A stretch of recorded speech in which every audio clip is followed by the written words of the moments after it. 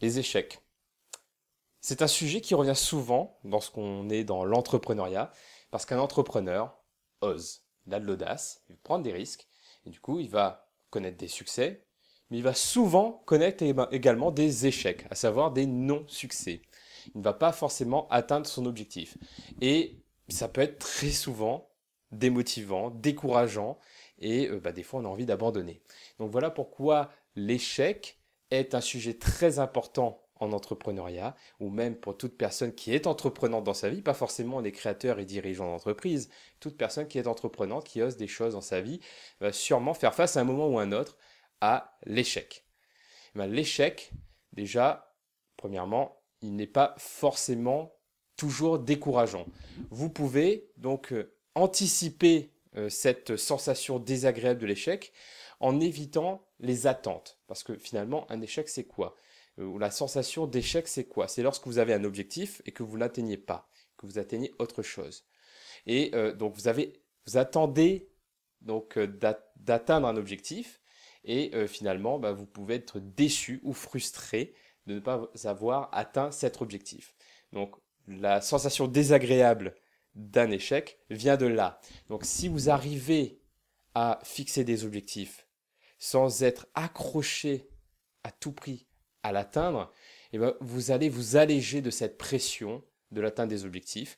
Vous allez vous alléger de cette attente qui finalement va vous permettre d'avancer plus léger, plus serein, et donc avec de meilleures performances que si vous êtes obstiné, que vous mettez une pression de folie sur l'atteinte d'un objectif.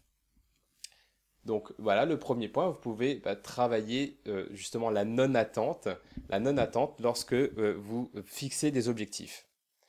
Donc c'est pas forcément évident. Donc j'essaie de le faire, même moi, et malgré tout, même en se disant je n'ai pas d'attente, et bien des fois on n'y arrive pas. Qu'est-ce qu'on fait lorsqu'on n'arrive pas à ne pas avoir d'attente lorsqu'on fixe un objectif?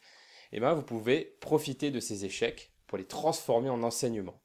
Donc lorsque vous faites face justement donc à la non-atteinte d'un objectif, lorsque vous faites face à un échec, et bien vous pouvez vous dire ok, donc je vais face à cet échec, je prends du recul face à la situation et j'essaie de l'analyser pour voir qu'est-ce qui a marché et qu'est-ce qui n'a pas marché. Et de retirer les enseignements donc, de cet échec pour le transformer en sagesse. Et c'est là que vous allez cultiver votre sagesse entrepreneuriale, parce que la sagesse, c'est la connaissance par l'expérience.